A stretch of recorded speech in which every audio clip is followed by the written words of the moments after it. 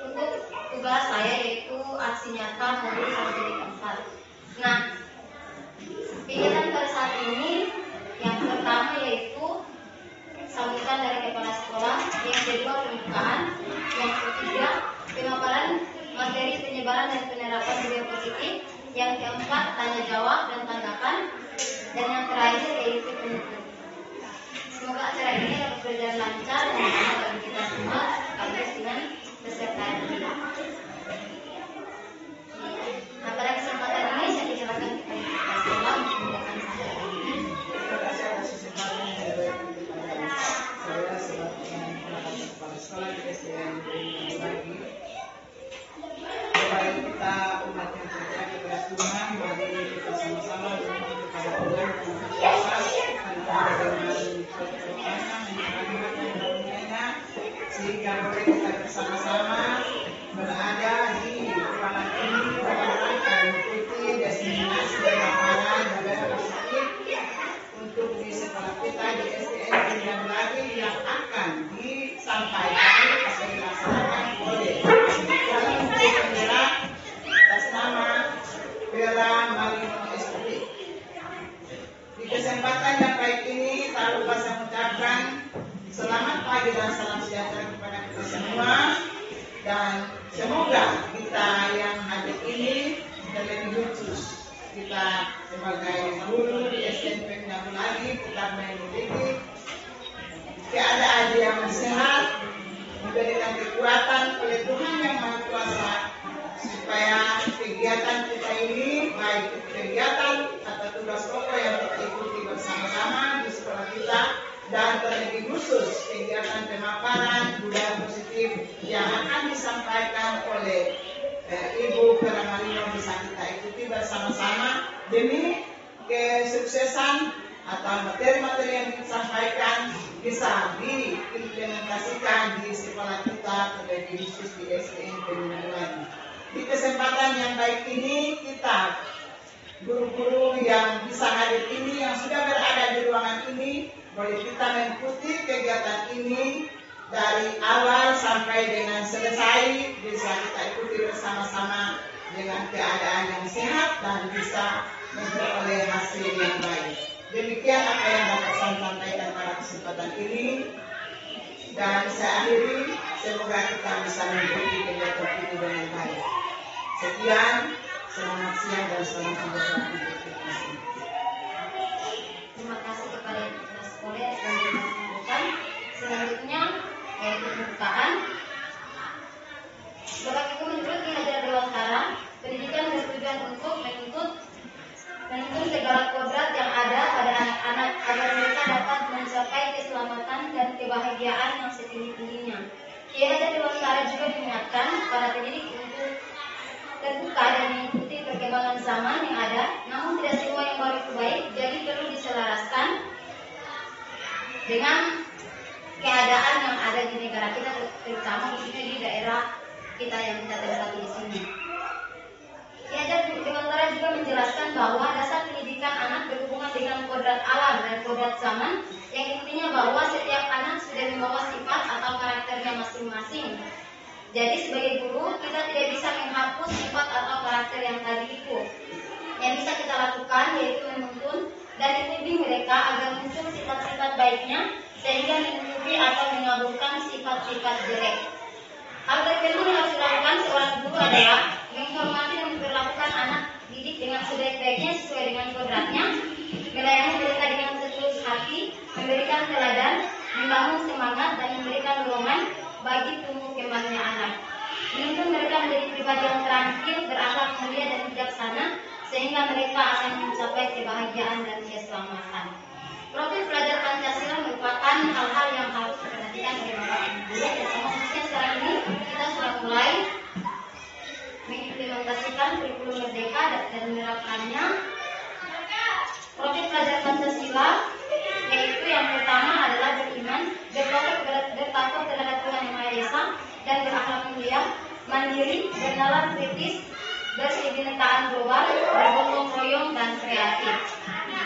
Selanjutnya, untuk menarik masyarakat agar mau menyekolahkan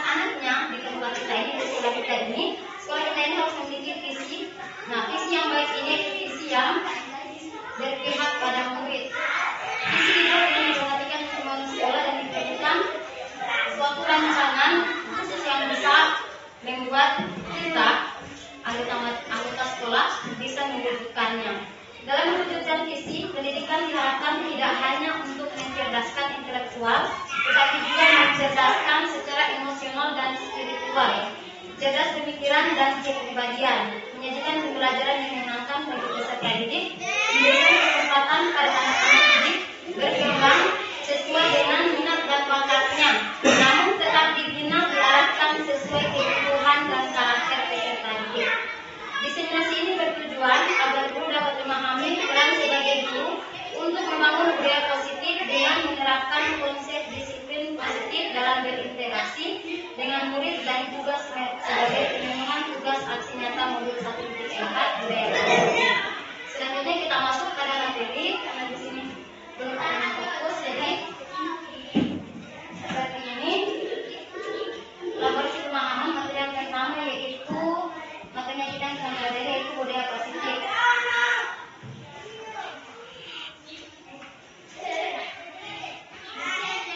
Apa yang dipelajari dalam budaya positif yang pertama yaitu disiplin positif dan nilai-nilai kebajikan universal. Sebelum kita masuk dalam materi, saya minta kepada Bapak Ibu di sekolah. Nah, di sini kita akan melakukan satu permainan, yaitu permainan mengepalkan tangan. Nah, misalnya Bapak Ibu guru ini memiliki suatu keyakinan yang Bapak Ibu pertahankan. Nah, kalau kita ambil dari garis besarnya, misalnya keyakinan agama saya itu kan beneran yang ini ya. Misalnya keyakinan agama kita itu adalah keyakinan yang kita genggam. Dan ada teman lain yang berusaha mempengaruhi Bapak Ibu guru, mengancam, bahkan merayu, menyuap agar Bapak Ibu guru mau membuka tangan yang sudah digenggam itu, keyakinan yang Bapak Ibu guru genggam itu. Kira-kira apa Bapak Ibu guru mau membuka kesalahan tangan kalian atau tidak? Nah, ini tangan kalian itu adalah hal yang kalian anggap sebagai sesuatu yang benar ya. Seperti yang tadi saya katakan bahwa itu misalnya sebagai keyakinan kita, agama kita masing-masing. Apa kita melepaskan, bukan melepaskannya atau tetap mempertahankannya? Nah, kira-kira dari Bapak Ibu guru mau membuka kalau mau disuap atau dikatakan atau diancam agar mau membuka tangannya itu, mau melepaskan keyakinannya itu, kira-kira mau atau tidak? Kalau menurut Pak Ansal bagaimana? Mau membuka tangannya atau tidak? Kalau menurut saya, kalau memang hal yang positif, kita pada prinsip, kalau tidak berarti Nah, kalau keyakinan kita. tadi sesuai dengan kata itu, maksudnya dari Bapak yakin itu adalah hal yang apa? Ya, maksudnya hal yang Bapak yakini sebagai sesuatu yang benar.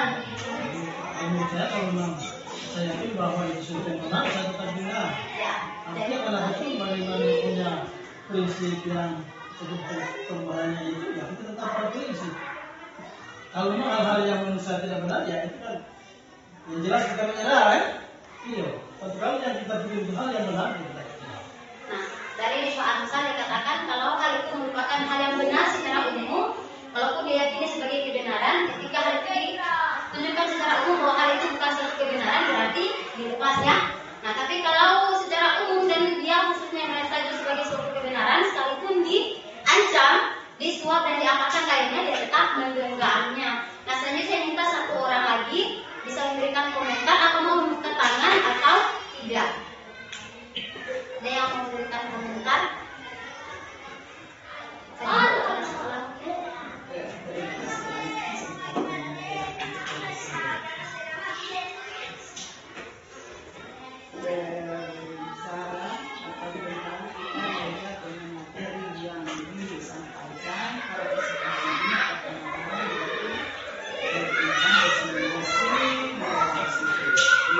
Sudah disampaikan oleh CPW pada kesempatan ini dengan memberikan kesempatan masalah keyakinan, berbicara masalah keyakinan yang sudah dipegang dan dianut oleh masing-masing agama, kita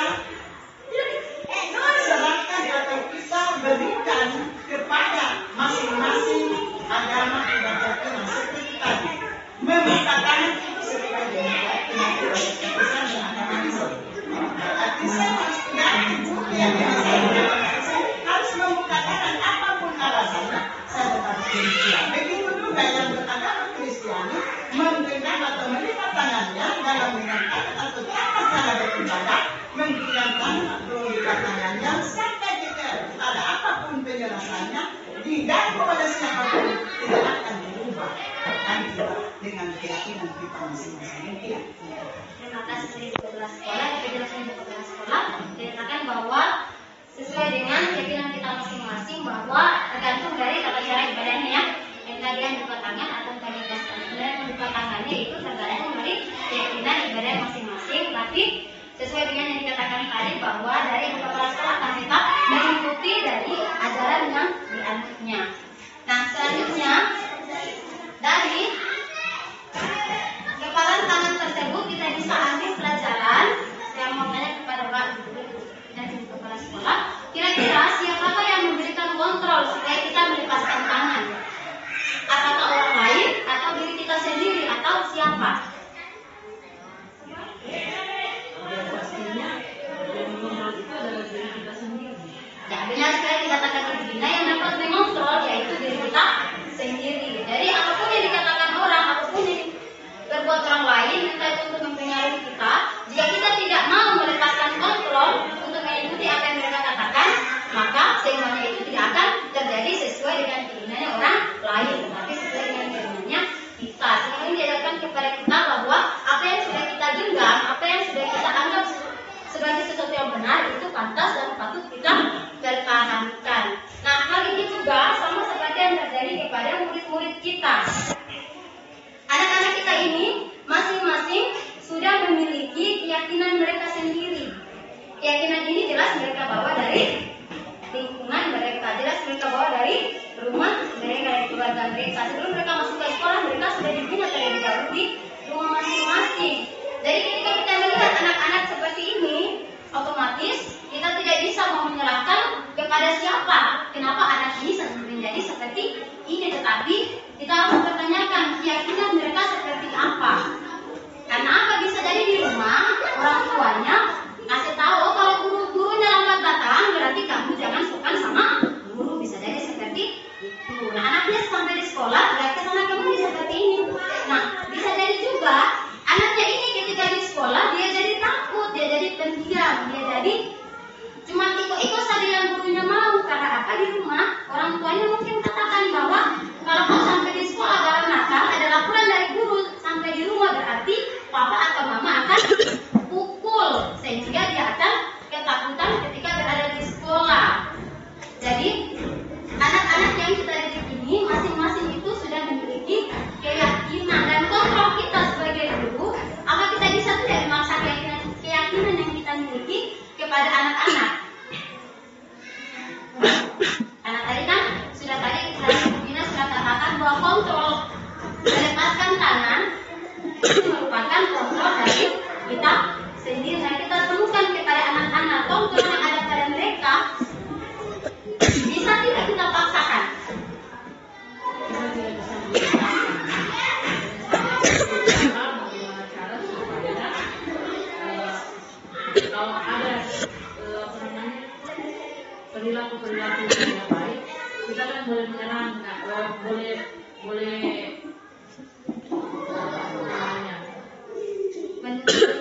menuntun anak-anak kita supaya jangan seperti ini. Perilaku mereka menjadi lebih baik dan benar.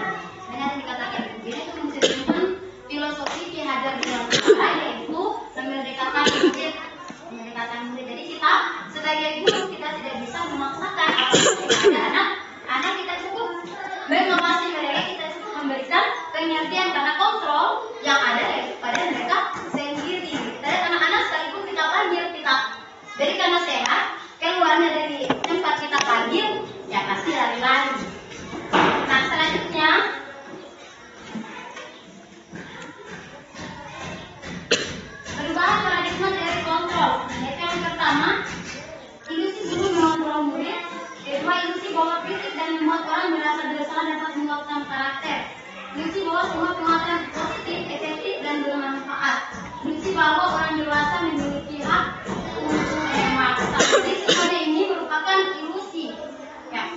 merupakan esensi karena apa? Guru sekalipun menggunakan kekuatan apa saja tetap tidak bisa mengontrol murid ya, tetap tidak bisa mengontrol murid. Bagaimanapun upaya yang kita upayakan, kita tidak bisa mengontrol murid kalau murid itu tidak mau membuka kontrolnya untuk mengikuti yang kita arahkan. Karena apa? Sekalipun mereka mengikuti, di dalam hatinya itu cenderung akan melakukan pemberontakan. Selanjutnya,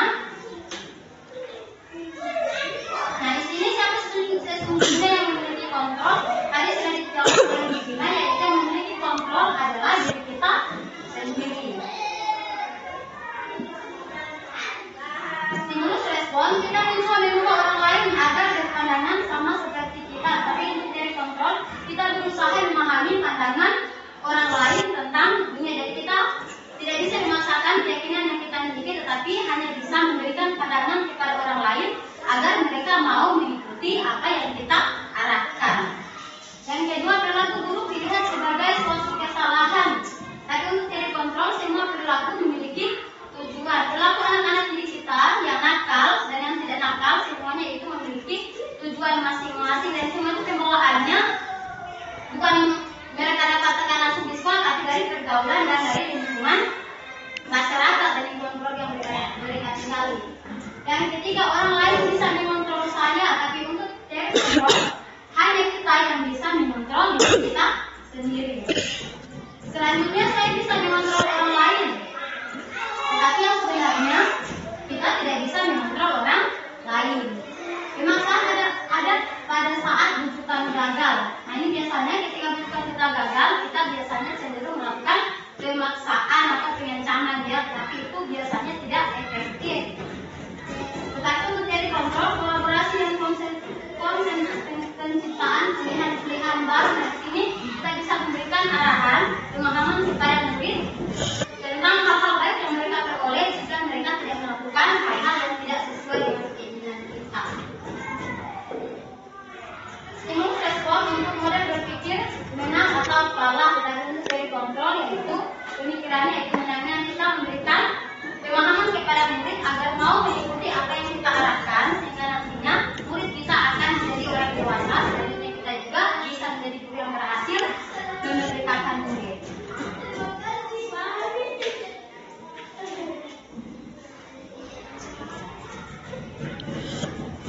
Selanjutnya kita akan masuk pada materi tentang makna disiplin. Disiplin dalam bahasa Latin berarti belajar.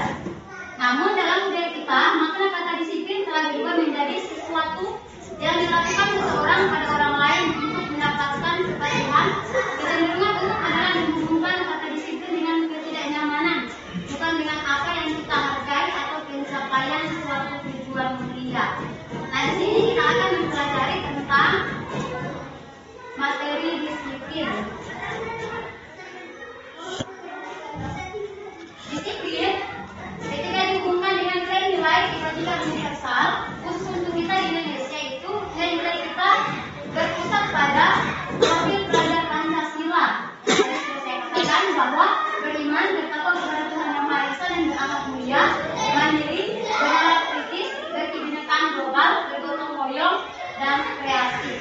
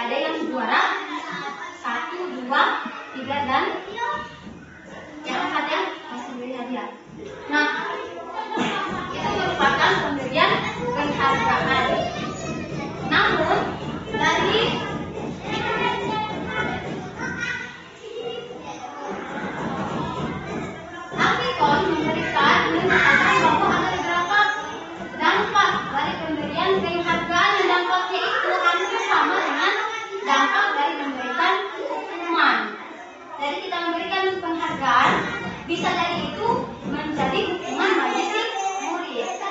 Nah, contohnya nanti saya katakan dulu apa-apa yang menjadi dampaknya terkena jangka pendek dan jangka panjang.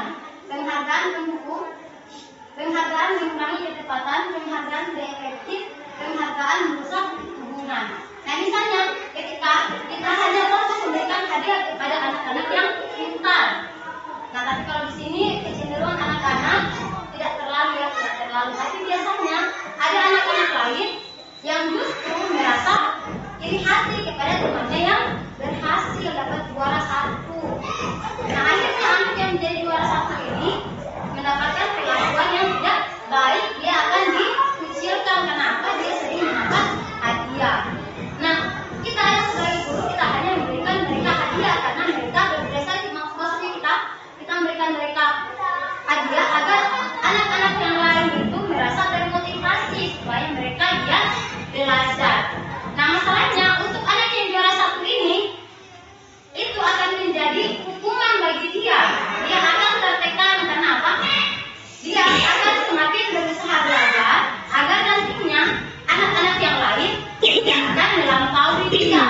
Ketika dia berada di sekolah, dia mau lebih unggul dari teman-temannya yang lain. Dia mau lebih daripada teman-temannya lain, dan dia cenderung memaksakan dirinya untuk tampil jauh melebihi teman-temannya yang lain, sehingga menjadi keterpaksaan bagi siswa tersebut untuk mengikuti pembelajaran karena keinginannya untuk terus mendapatkan juara agar mendapatkan hadiah. Selanjutnya diukur oleh penghargaan menurunkan kualitas, penghargaan mematikan kreativitas, penghargaan mengurangi motivasi intrinsik. Nah, kita biasanya memberikan hadiah kepada anak-anak yang juara.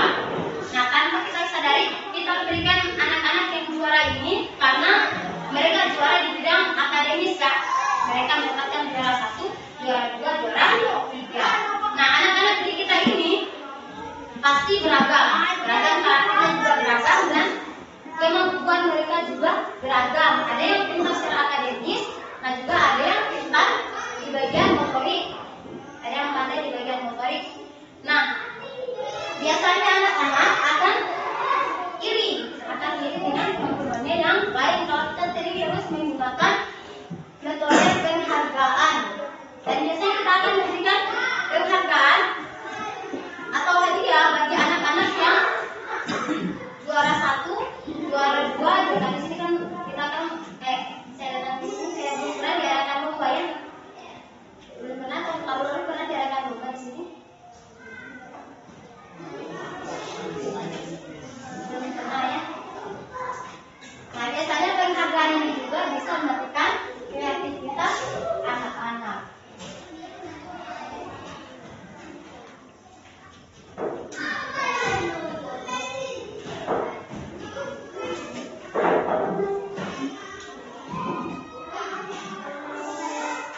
Nah, selain dari penghukuman, dari motivasi penghukuman dan penghargaan, ada yang namanya restitusi. Restitusi adalah proses penciptaan kondisi bagi murid untuk memperbaiki kesalahan mereka, sehingga mereka bisa kembali pada kelompok mereka dengan karakter yang lebih kuat.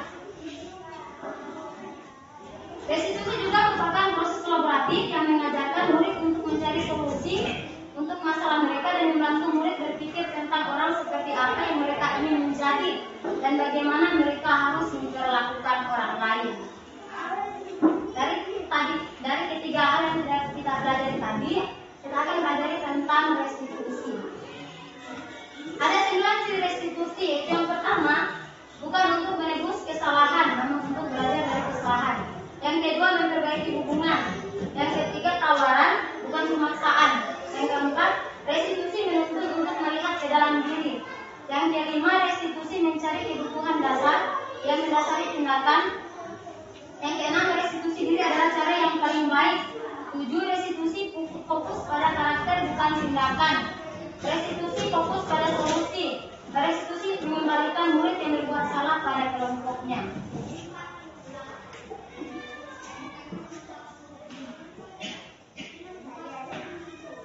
Nah, dari poin-poin penting di sini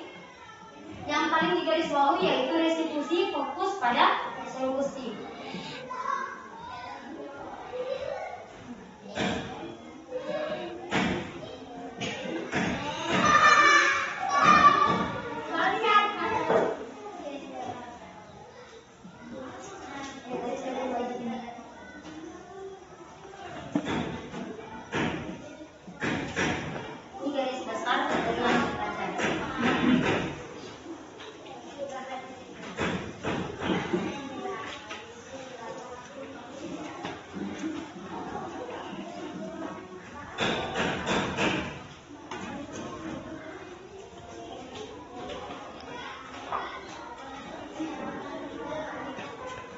Nah, di sini ada identitas gagal dan identitas sukses.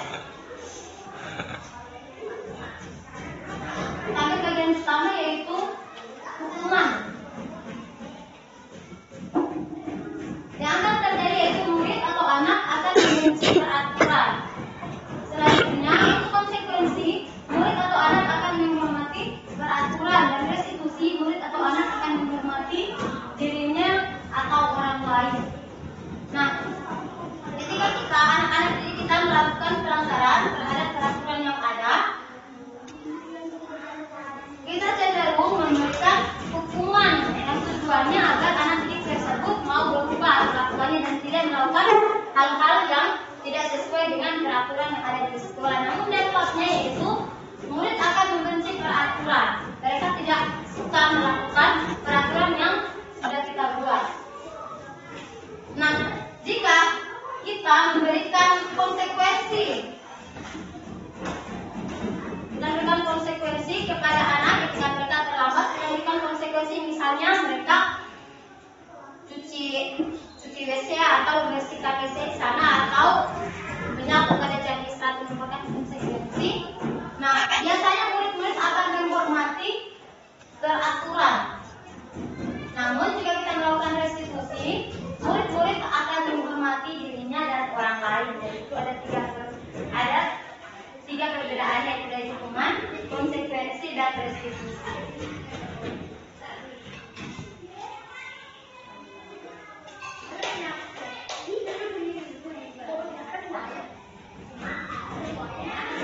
Selanjutnya kita akan pelajari tentang keyakinan kelas.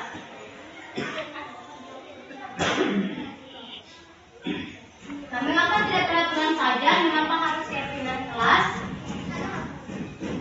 Untuk mendukung motivasi intrinsik atau motivasi yang ada di anak-anak, kembali ke nilai-nilai keyakinan lebih menggerakkan seseorang dibandingkan mengikuti serangkaian peraturan. Nah, biasanya kalau peraturan itu anak-anak itu diharuskan, ya, misalnya dilarang, ya, kata dilarang membuang sampah sembarangan. Itu merupakan peraturan yang ada di sekolah. Nah, peraturan itu bisa kita ganti menjadi menjaga kebersihan kelas dan lingkungan sekolah.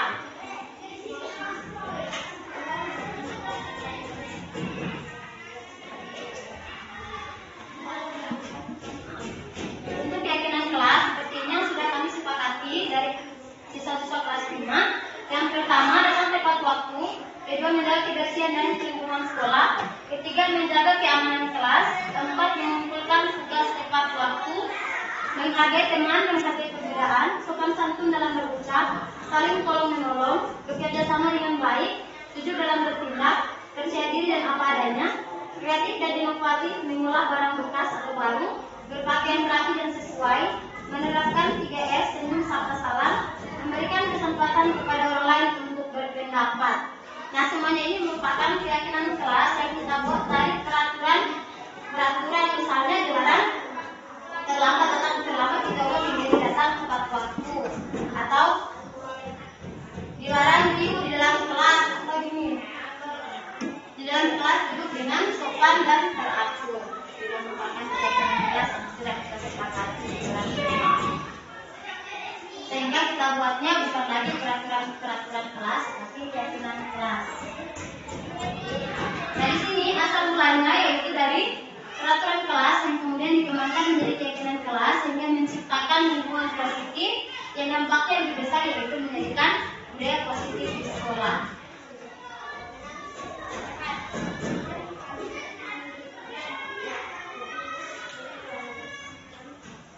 Selanjutnya pada materi yang keempat, kebutuhan dasar manusia. Kebutuhan dasar manusia ini adalah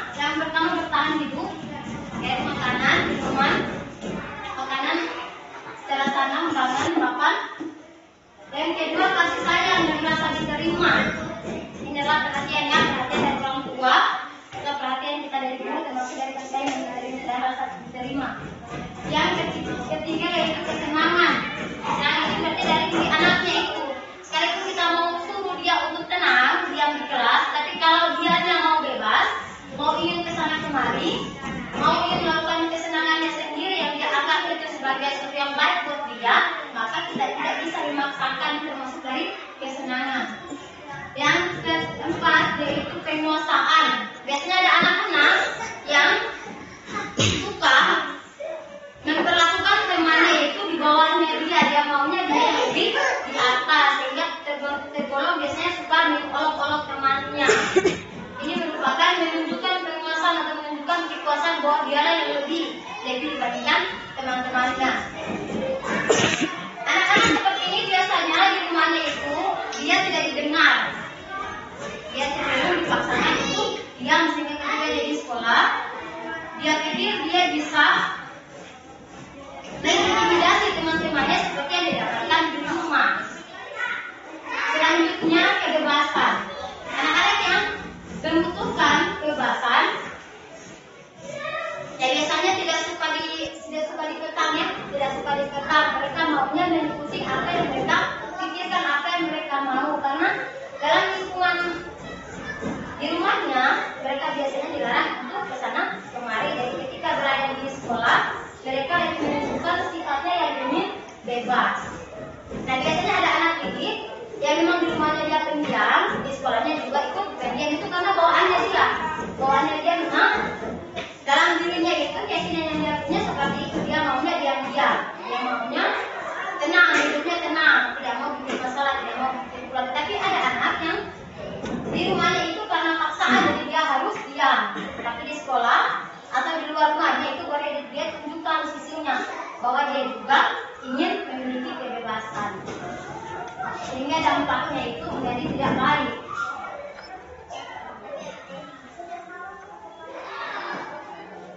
Selanjutnya 5 posisi kontrol.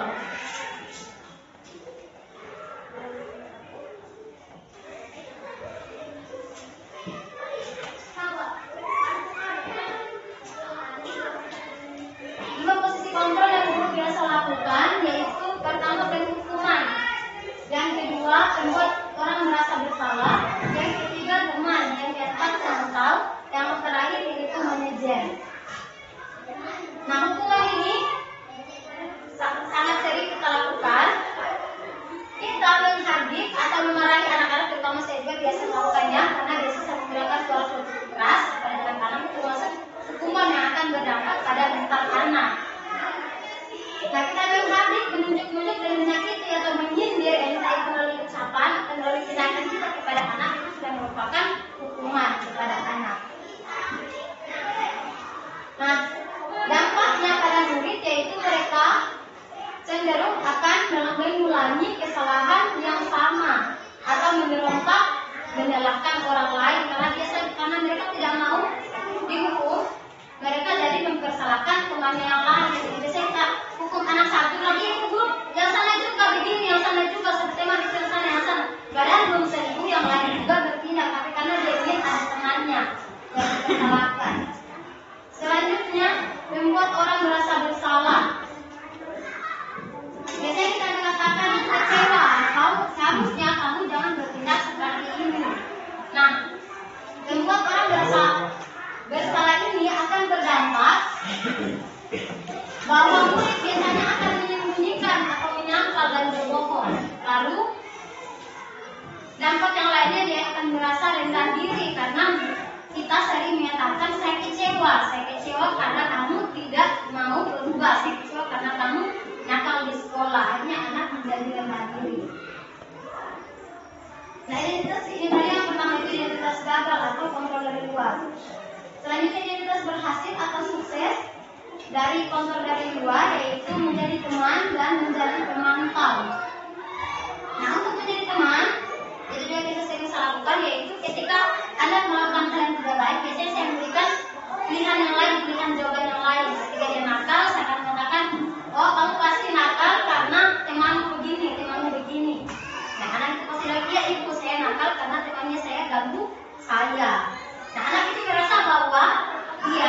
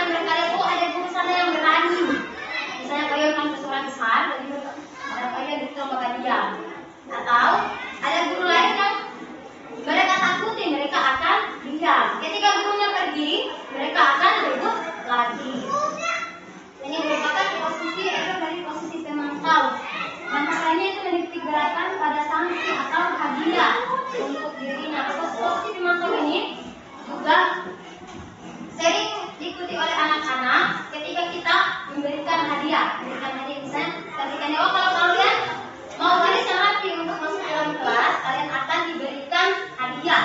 Misalnya stiker bintang atau diberikan apa saja yang anak-anak jadi baris dengan rapi. Tetapi guru-guru lain yang memberikan baris dengan rapi, mereka tidak mau karena guru tersebut tidak memberikan mereka hadiah. Itu ada kelemahan dari posisi pemantau.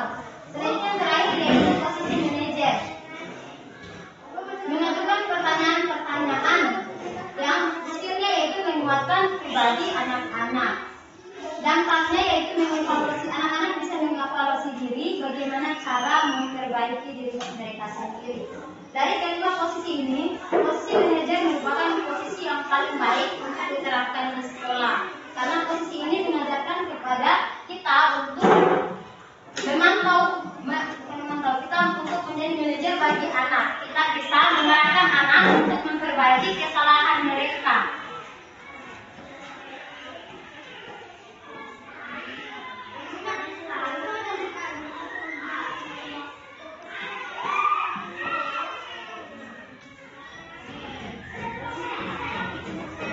Nah, ini merupakan pernyataan dari posisi masing-masing posisi kontrol. Misalnya saya kecewa sekali dengan kamu, ini merupakan pernyataan dari membuat orang merasa bersalah. Yang selanjutnya, kamu tidak pernah benar melakukannya, ini merupakan ucapan dari penghukum. Selanjutnya, ayo lakukan dengan ibu bapak, ayo lakukan dengan ibu bapak agar ibu nantinya tidak dimarahi oleh kepala sekolah kalau kalian bisa diam di kelas. Ini merupakan posisi kontrol sebagai teman. Selanjutnya, apakah kamu mendapatkan stiker bintang hari ini? Merupakan posisi kontrol pemantau. Bagaimana kamu bisa menyelesaikan masalah ini? Ini merupakan posisi kontrol manajer. Jadi anak diharapkan untuk dapat menyelesaikan permasalahannya. Kita masuk di segitiga restitusi.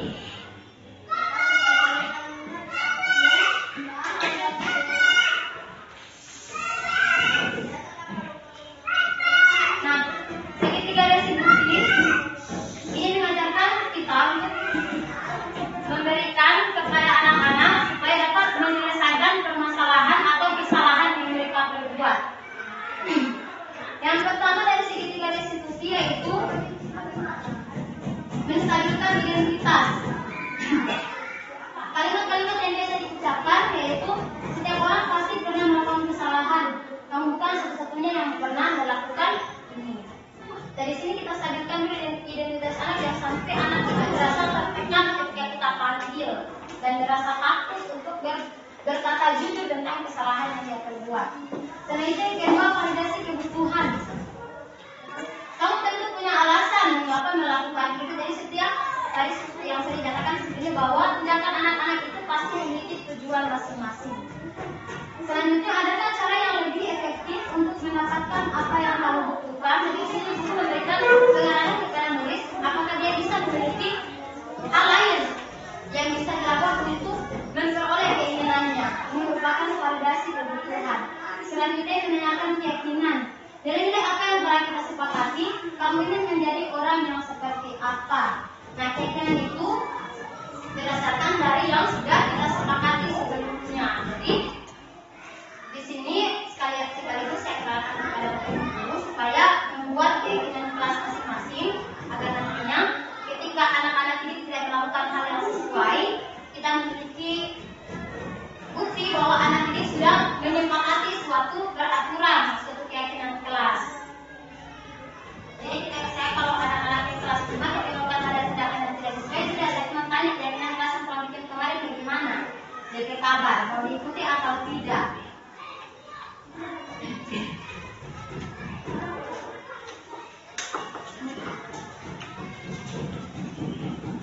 Jadi tadi untuk menstabilkan identitas, guru akan menyatakan berbuat salah itu hal yang manusiawi. Tidak ada manusia yang sempurna. Bapak Ibu juga pernah berbuat salah. Kita pasti bisa menyelesaikan permasalahan ini. Bapak Ibu tidak tertarik untuk mencari tahu siapa yang benar, siapa yang salah. Bapak Ibu lebih tertarik untuk menyelesaikan masalah. Kalau kamu menyalahkan dirimu sendiri terus-menerus, apakah kamu bersikap baik pada dirimu sendiri ini untuk menstabilkan identitas untuk agar anak-anak itu emosinya menjadi stabil? Karena pastinya mereka takut ketika berkata dipanggil, jelas mereka akan merasa dihukum. Validasi kebutuhan. Membantu murid mengenal drastis kebutuhan dasar yang ingin dipenuhi ketika melakukan kesalahan itu. Pada dasarnya setiap tindakan manusia tujuannya adalah memenuhi basic need. Apakah tadi kekuatan, kebebasan, cinta, kasih sayang, atau untuk kesenangan atau untuk bertahan hidup. Nah, di sini kalimat-kalimat yang biasa digunakan guru, kau bisa saja kan melakukan hal yang lebih buruk, tapi kamu tidak melakukannya kan? Kamu pasti punya alasan mengapa melakukannya. Apa yang penting bagi kamu? Kamu boleh tetap berusaha menjaga sikap itu, tapi tambahkan sikap yang baik, yang baru. Maka kamu berjalan belajar cara lain untuk mendapatkan yang kamu butuhkan tanpa harus mengukur. Apakah kamu bisa melakukan dengan lebih baik lagi esok hari? Yang terakhir, menyampaikan keyakinan. Anak-anak punya kesalahan yang dihubungkan dengan norma sosial dan nilai-nilai yang mendasari manusia berinteraksi dengan orang lain. Apa nilai yang kita percaya di kelas setelah kita, nilai-nilai universal apa yang telah kita sepakati? Kelas yang ideal itu seperti apa? Kamu ingin jadi anak seperti apa? Apa yang kamu rasakan ketika kamu melakukan hal itu? Kamu menjadi orang yang kamu mau menjadi orang yang seperti apa? Ini merupakan kalimat-kalimat yang digunakan untuk menanyakan keyakinan. Nah, demikian pemaparan dari materi yang materi budaya positif yang saya bawakan. Selanjutnya saya akan memberikan sebuah presentasi dari anak didik kelas 5 tentang penerapan segitiga restitusi. Jadi Bapak Ibu memperhatikan mana yang merupakan penerapan segitiga restitusi dan mana yang bukan.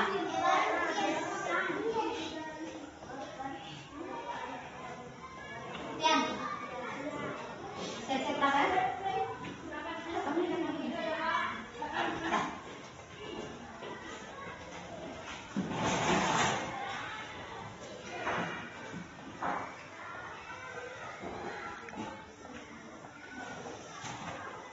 Ya, Tian, sudah tahu kenapa Ibu panggil di sini?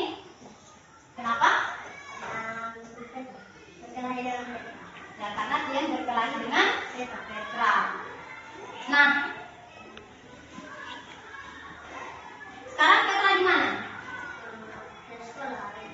Karena apa?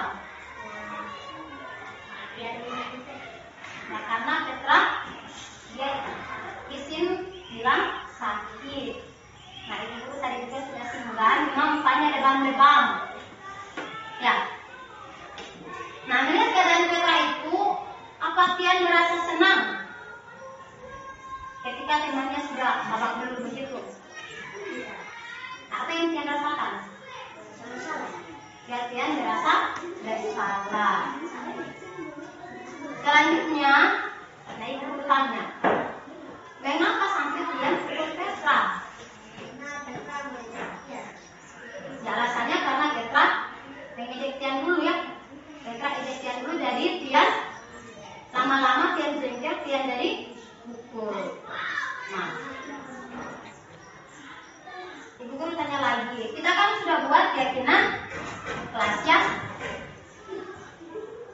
Nah, keyakinan kelas yang sudah kita buat dan Ibu guru kasih kajian lihat. Kira-kira dari keyakinan kelas yang sudah kita buat itu, ada tidak yang sudah tidak dilaksanakan Tian, yang sudah dilakukan oleh Tian? Yang bagian mana itu? Apa? Menjaga keamanan kelas. Ya. Menjaga keamanan kelas. Nah, posisinya Tian di kelas ini sebagai apa? Ya, Tian sebagai ketua kelas. Walaupun Tian bukan ketua kelas, tapi seharusnya Tian bisa menjaga keamanan kelas dengan cara satu teman. Ya, dengan cara menjaga keamanan. Nah, sekarang Ibu guru tanya, itu Petra sekarang tidak hadir. Nah, Tian sekarang ada di sekolah. Kira-kira bisa tidak Tian perbaiki apa yang sudah terjadi? Nah, Tian tidak bisa kasih kembali Petra di muka ya.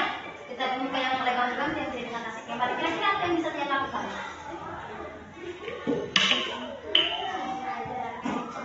Nah, Tian mau bertanggung jawab itu merupakan dari mulai ya, disiplin yang sudah kita sepakati kemarin ada bertanggung jawab ya. Nah, Tian mau bertanggung jawab dengan cara apa? Tian mau rawat Petra, mau kasih makan Petra dengan cara apa? Tian mau minta maaf. Kira-kira itu bisa tidak? Bisa tidak rugi Tian minta maaf? Tidak. Nah, kira-kira kapan Tian bisa minta maaf? Ya, sebentar pulang sekolah. Nah, permasalahan yang terjadi antara Tian dan Petra, sebenarnya kesalahannya yang duluan siapa? Ya, kesalahannya duluan Petra yang ngejek Tian. Ya, tidak boleh mengejek teman, tapi Tian salah. Apa yang Tian lakukan kemudian? Ya, Tian dari pukul Petra. Otomatis Tian juga salah tidak?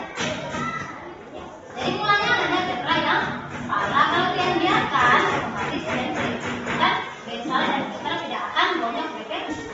Nah, jadi kedepannya ketika ada permasalahan seperti ini, apa yang Tian lakukan? Mengukur teman lagi atau tidak? Ya, dia mengukur. Pasti biarkan atau tidak? Biarkan saja, tidak laku sama guru. Kalau tidak nyaman ya, laku sama guru. Nanti sebentar sehingga sama Petra minta maaf ya. Nah, selanjutnya Raka. Raka tahu kenapa ibu panggil? Kenapa? Ya, Raka tidak dilaksanakan tiket. Mengapa Raka tidak melaksanakan tiket? Beberapa hari ibu dengar dari teman-teman Raka tidak melaksanakan tiket. Apalagi siswa perempuan. Kira-kira kenapa? Ya, Raka capek ya datang ke sekolah dari pagi dan sampai di sekolah ya. Nah, kira-kira apa yang Raka lakukan itu sesuai tidak dengan keyakinan kelas yang sudah kita buat? Di bagian mana yang tidak sesuai? Nah, ini keyakinan kelas yang sudah kita sepakati. Tapi di bagian mana yang tidak sesuai? Yang apa? Yang kedua, kebersihan kelas dan lingkungan sekolah. Nah, karena Raka tidak melaksanakan tiket, jadi ibu berikan apa? Raka harus membersihkan WC pada jam istirahat. Bisa dilaksanakan berapa? Ya, Raka lakukan. Nah, Bapak Ibu tadi dua contoh dan yang sudah dijelaskan oleh dua anak. Yang pertama dari Tian, yang kedua dari Raka. Kira-kira dari dua batasan tadi itu mana yang menggunakan segitiga restitusi dan mana yang bukan? Ya, benar sekali jawaban dari kepala sekolah dan tesis yaitu yang pertama yang digunakan segitiga restitusi karena di situ ada kita mencarikan identitas anak. Yang kedua yaitu kita konsolidasi kebutuhan dan yang terakhir kita menggunakan keyakinan. Nah, untuk yang Raka dia hanya dia tidak menggunakan restitusi tetapi konsekuensi yaitu akibat dari dia tidak melakukan tiketnya diberikan konsekuensi bukan hukuman saya tapi konsekuensi dari ketidakpatuhannya. Ketidakpatuhannya melaksanakan tiket. Nah, dari pemaparan yang sudah saya lakukan tadi, mungkin dari Bapak Ibu guru ada yang ingin ditanyakan? Satu dua pertanyaan.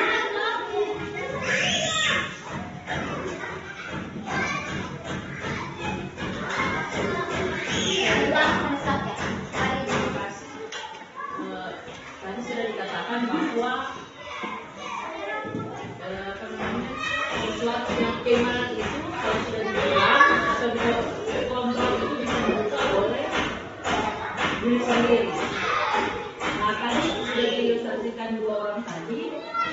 Ini sudah banyak ditemukan juga di kelas. Apabila kita yang kedua itu lambat melaksanakan, tidak melaksanakan ketika lambat. Tapi kita sudah buat seperti itu.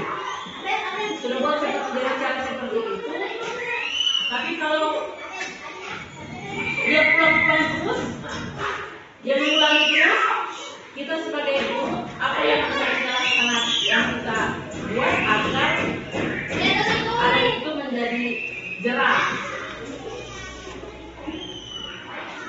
Karena kalau satu kali, kalau cuma disuruh balik di WC, iya, orang mau sih. Berikutnya lagi, karena di kelas 6 sudah saya tunjukkan ada yang menjadi rivalitas, tapi kalau tiket selamat datang. Kasih hukuman seperti yang di rumah tetap dilaksanakan. Nah, solusi apa kita dari dulu agar supaya membuat misalnya berubah hal itu menjadi keinginan mungkin dari rumah lambat bangun. Jadi sampai di sekolah lambat juga tidak melaksanakan tiket. Apa yang kita bisa lakukan agar supaya anak itu bisa berubah? Yang lain, ada lain. Baik, saya akan memberikan jawaban kepada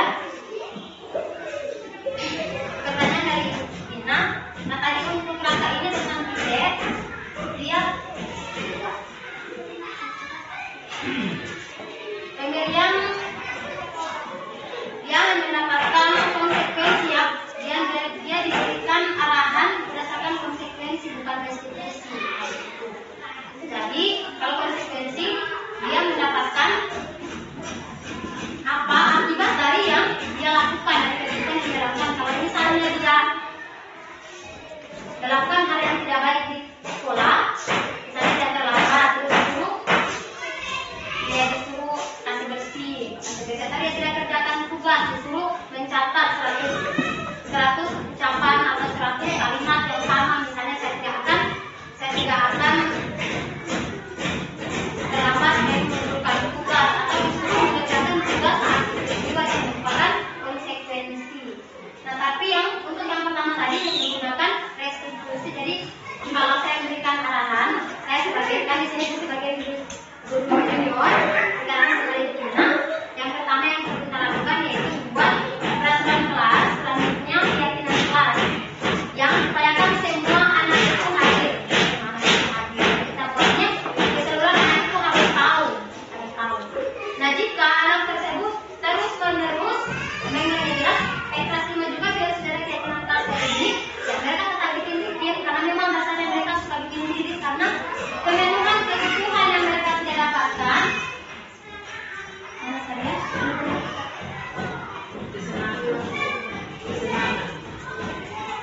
Kesenangan selain itu biasanya mereka tidak mendapatkan kasih sayang dan rasa diterima, kasih sayang. Anak yang asalnya dari keluarga yang tidak mendapatkan perhatian dan kasih sayang dari orang tua, dengan biasanya ketika di sekolah mereka berupaya dapat kasih sayang dan perhatian dari guru.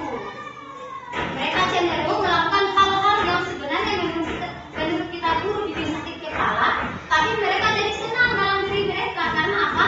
Mereka bisa bikin guru jadi perhatian sama mereka dari melakukan beberapa hal, misalnya bikin sesuatu hal yang tidak sesuai mereka berkeliaran dalam kelas atau keluar lari-lari berteriak-teriak, pemenuhan kebutuhan yang biasa mereka tidak dapatkan di rumah, yaitu kasih sayang dan rasa diterima. Nah, mungkin mamanya sayang, biasanya juga bapaknya yang tidak terlalu perhatikan, bukannya tidak sayang, tapi karena ayahnya itu lebih cenderung ke kerjanya dari pagi sampai malam. Jadi untuk jumpa dengan anaknya pulang ya, waktunya jadi pulang. Nah, biasanya anak-anak berseru, bapak minta tolong saya diberi tugas ini ya. Karena bapaknya capek langsung dibentak ya, atau mamanya capek dia langsung dibentak. Saya juga biasa itu kepada anaknya sendiri ketika capek ya, otomatis tiba-tiba saya langsung bentak. Padahal sebenarnya apa yang dia tanyakan itu, apa yang dia lakukan itu tujuannya itu mencari perhatiannya kita, orang tuanya. Tapi kita cenderung menyatakan bahwa itu adalah sesuatu yang salah, apalagi terutama anak-anak ketika sudah pembawaannya di sekolah. Nah, selain dari kasih sayang, itu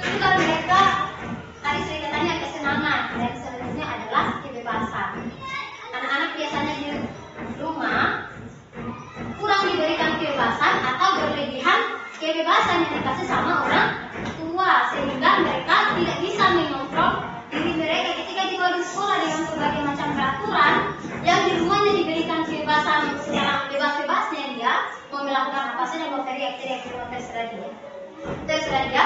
Akhirnya ketika dibawa di sekolah dengan berbagai macam peraturan, otomatis kira-kira menurut Bapak Ibu mereka terima atau tidak? Yang di rumahnya mereka dibebaskan, terserah orang mau apa, orang tuanya.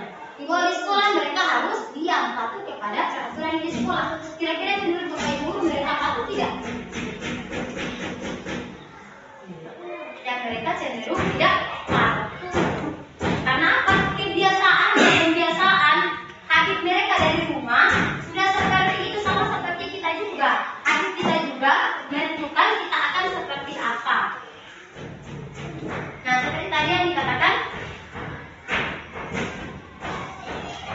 oleh Ibu Dina tentang tadi apa kesenangan ya. Nah, anak-anak juga cenderung akan melakukan hal-hal yang menurut mereka menyenangkan. Menurut mereka menyenangkan, seperti berkata-kata yang tidak baik, atau mereka melakukan hal-hal yang menurut kita yang tadi saya bilang sakit, menurut kita ada sakit kepala yang tidak sesuai dengan kenyataan. Tapi bagi mereka itu adalah hal-hal yang menyenangkan, karena mereka lihat dari lingkungan pergaulan mereka itu adalah hal-hal yang biasa mereka lihat dari anak-anak yang usianya lebih dari mereka. Nah, tadi saran saya ini kita buat keyakinan kelas. Selanjutnya, jika kesalahan yang mereka lakukan diulang terus-menerus, nah, kita bisa melakukan rapat di sekolah. Boleh dilakukan rapat. Nanti Ibunya tinggal tentukan sikapnya seperti apa dari anak-anaknya siapa. Kita bisa lakukan rapat dari kepala sekolah. Selanjutnya di kepala sekolah tinggal memberikan gaji ke orang tuanya atau tidak. Nah, untuk di sekolah lain ada dari Ibu Sri Ernawati. Dia katakan kalau untuk di sekolah mereka itu mereka akan berikan seperti itu, mereka hanya akan berikan pengawasan saja, tidak memberikan hukuman, pengawasan, pengarahan. Banyak kali anak tersebut mengulang kesalahan-kesalahan yang sama terus diberikan pemahaman tidak berubah, dikeluarkan. Dan dari mereka itu sudah 2 anak didik yang dikeluarkan karena itu tidak mematuhi peraturan yang di sekolah atau apa cenderung menyepelekan peraturan yang di sekolah.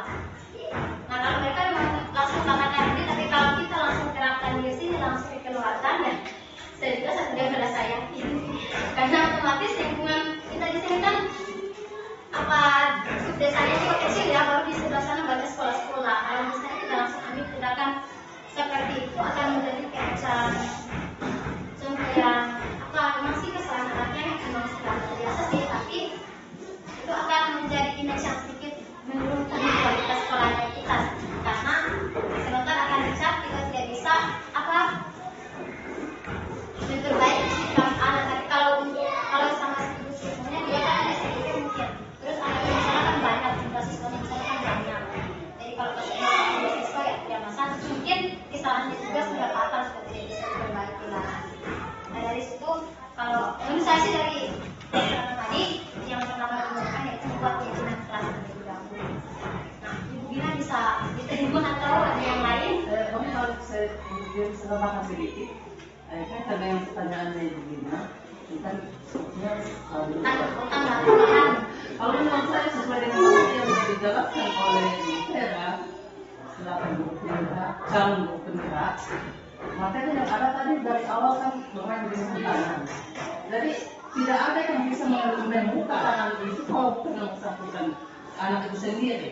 Jadi kalau menurut saya jawaban yang pas, menurut saya, siapa menurut teman-teman guru, hanya sesuai dengan materi yang ada, hanya kita cukup memberi motivasi. Namun anak itu melakukan berulang-ulang, hanya cukup sampai pada memberi motivasi, memberi arahan kepada anak-anak, anak itu, anak yang bersangkutan supaya dia bisa berubah.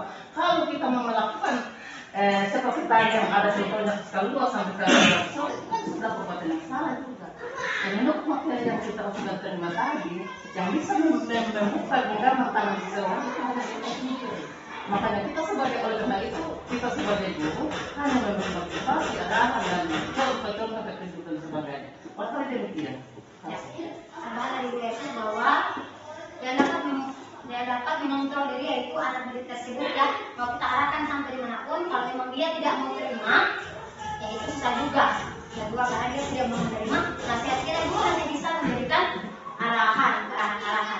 Nah, kalau untuk sampai menularkan di sekolah itu sudah jauh ya, karena level kenakalannya mereka di sini kan masih seperti ini ya. Kecuali sudah kayak menyangkut kriminal mungkin sudah kayak sudah di atas sekali bolehlah dipikirkan hal seperti. Tapi kalau hanya sih sudah kayak apa ya, perbuatan mereka ini kan kayak seperti tadi saya katakan mencari perhatian dari gurunya. Mungkin mereka saking sayangnya sama ibu Bina jadi melakukan hal seperti, atau mungkin dari guru lain sama tidak perlakuan anak didiknya yang dengan yang dialami oleh ibu Bina. Ada dari saya memang hampir sama, hampir mirip, karena memang saya lalu pernah ajar juga yang kelas 5 dan yang mulai kelas 6, memang hampir sama seperti itu. Kecenderungan mereka juga hampir sama. Berarti kita sebagai guru tidak bisa memberikan hukuman. Tidak sama sekali. Perkiraannya kita memberikan apa konsekuensinya dengan hukuman itu. Artinya dengan memberikan mencuci WC berarti itu kita sudah anggap hukuman. Yaitu konsekuensi dari kesalahan yang dia buat. Dia kayak bukan hukuman, itu konsekuensi dari kesalahan. Tapi kalau hukuman itu bisa kita langsung lari-lari begitu. Lari-lari. Tapi kalau macam olahraga begitu, itu dia kalau macam ini kayak macam hukuman dan konsekuensi dia kayak tidak tipis lah. Kalau macam pelajaran olahraga dia lambat begitu terus kita suruh jalan lari putar 10 kali halaman sekolah, itu namanya konsekuensi. Tapi kalau kita yang bukan olahraga terus kita suruh mereka begitu sudah jadi hukuman. Kalau menurut pemahamannya saya kayak begitu, karena apa tidak sesuai lah apa yang kita suruh dengan apa yang seharusnya kita dapat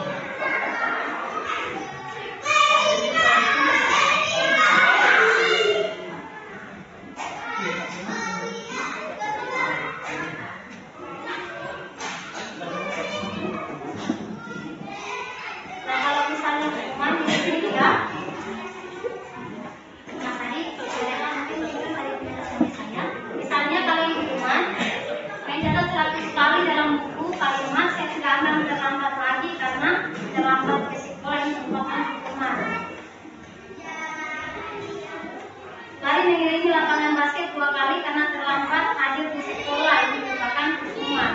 Kecuali pada jam misalnya pada jam olahraga kan, kalau itu olahraganya sudah lari nanasan. Murid diminta untuk push up 15 kali karena tidak menggunakan masker di sekolah, itu hukuman. Kalau 15 kali, iya, tidak mau push itu pada fisik. Ya, hukuman itu bukan cuma dari fisik,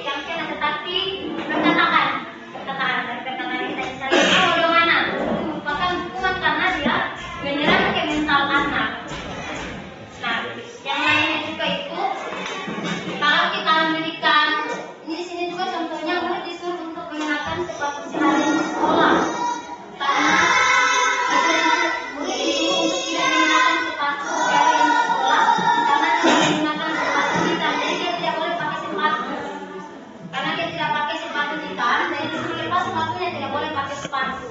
Itu merupakan hukuman. Kalau di SMP saya pernah dengar, karena dia pakai sepatu warna-warni, disuruh buka, disuruh lepas, kumpul di dewan guru, nanti pulang sekolah baru ambil. Jadi dia tidak pakai sepatu, kayaknya lalu disuruh pakai sendal atau bagaimana. Itu juga merupakan hukuman. Ini lari mengelilingi lapangan basket 2 kali karena terlambat 10 menit untuk pelajaran PJOK, itu konsekuensi. Membersihkan tumpahan air di meja tulis karena tersenggol pada saat belajar, ini merupakan konsekuensi. Itu kayak macam beda tipis lah, ini hukuman dengan konsekuensi, tetapi tujuannya berbeda ya. Kalau konsekuensi ini tujuannya agar anak yang mengakui perbuatannya dan menyelesaikan perbuatannya tersebut sebagai tanggung jawabnya. Kalau hukuman ini tujuannya itu menciptakan rasa takut pada anak agar tidak melakukan atau tidak mengulangi kesalahan yang sama. Gitu. Pas? Ya, dari kelas sekolah.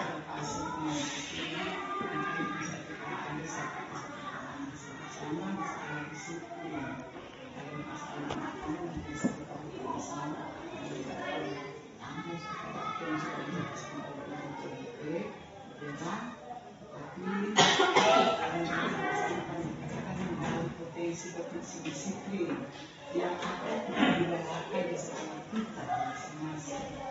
Mungkin itu bisa berikan satu dan seperti kegiatan pemahaman. Kemudian masih ada yang lain. Itu bisa, maksudnya itu bisa kita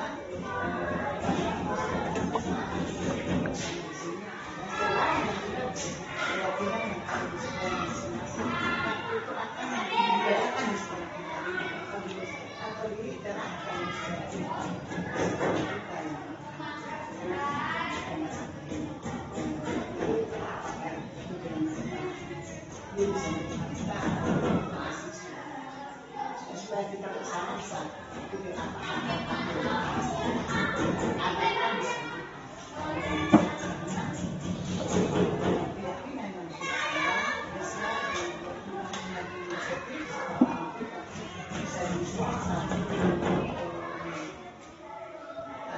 bisa dipadamkan di dalam sekolah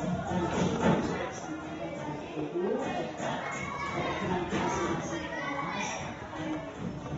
satu keyakinan kelas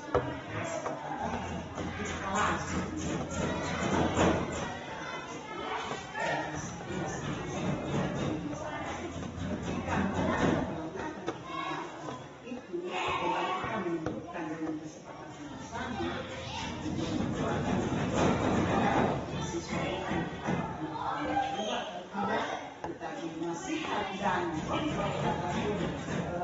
motivasi dari dan saya telah berikan setelah materi itu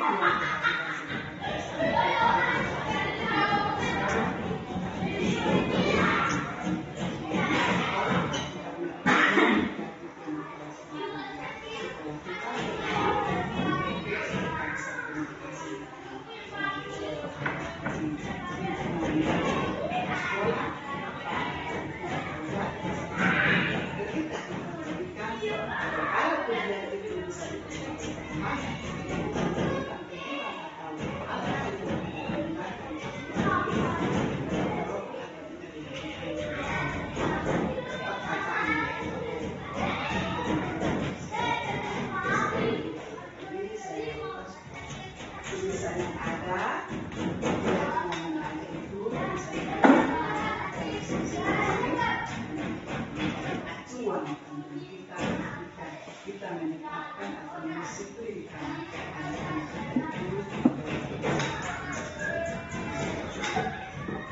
saya tadi demokrasi disiplin itu sangat baik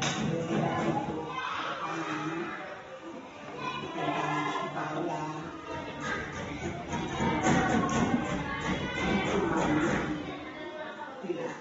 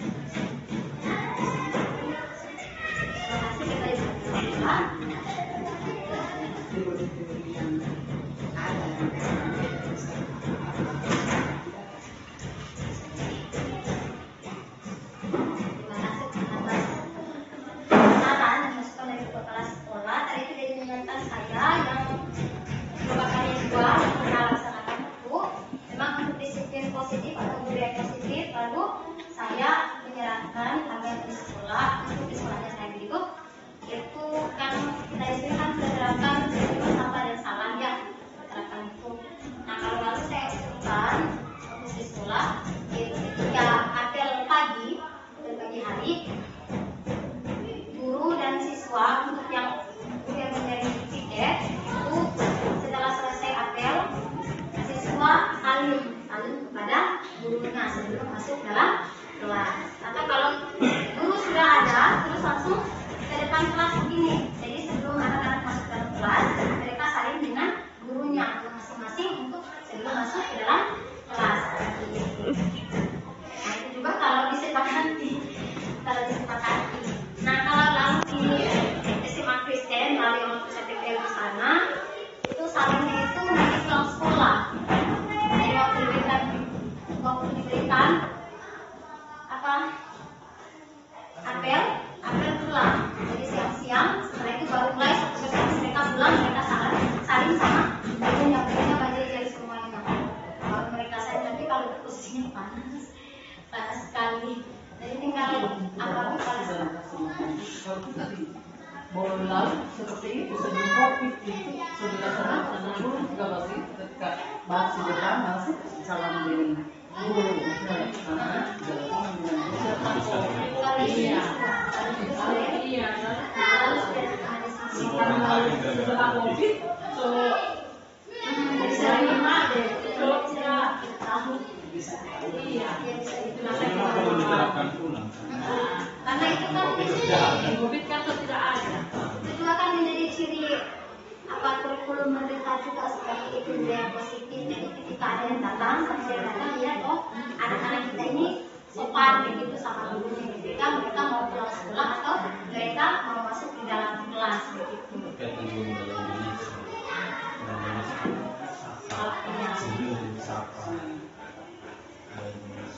Kalau yang saya tawarkan yang sapa dan salam dengan memiliki ya kayak itu salam alim kepada guru.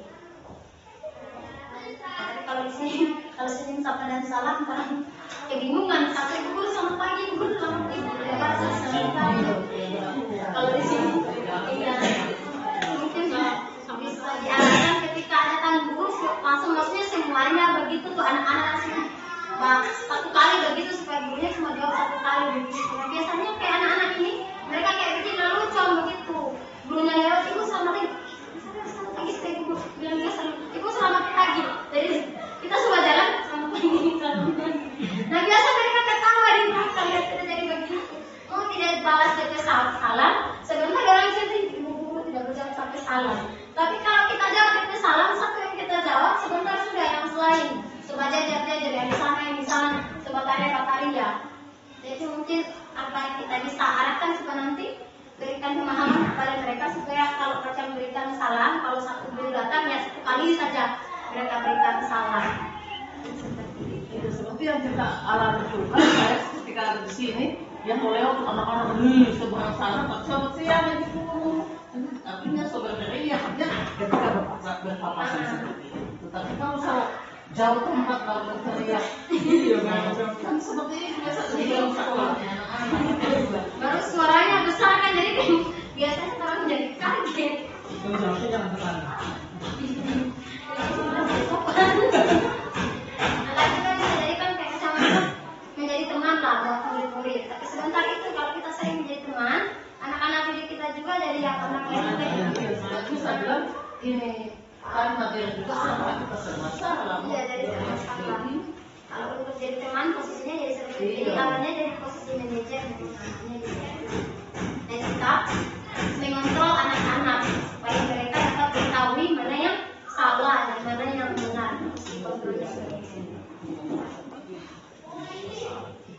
Ada yang mau menanyakan pertanyaan lagi?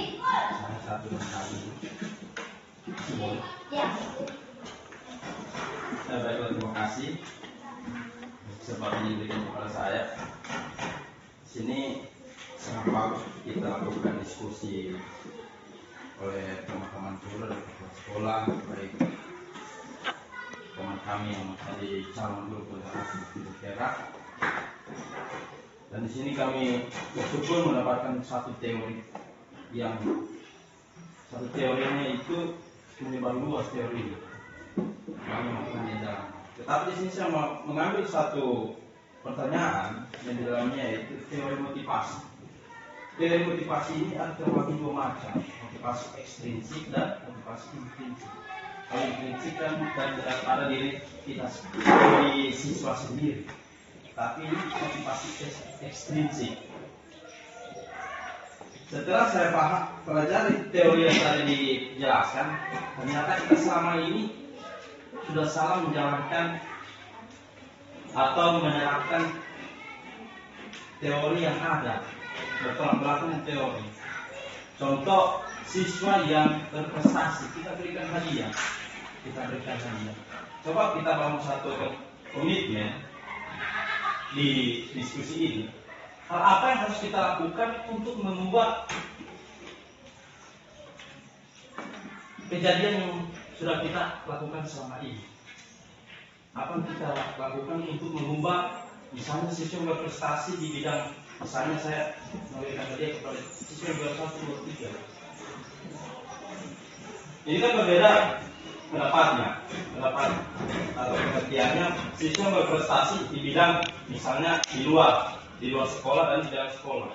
Nah, di luar sekolah memang patutlah memberikan hadiah. Tetapi kalau di dalam sekolah, hal apa yang harus kita lakukan untuk mengubah itu, memberikan hadiah? Selain memberikan hadiah, hal apa yang harus kita lakukan? Mungkin dari calon guru penggerak bisa memberikan contoh atau sudah ada masukan dari materi. Jadi pertanyaan saya.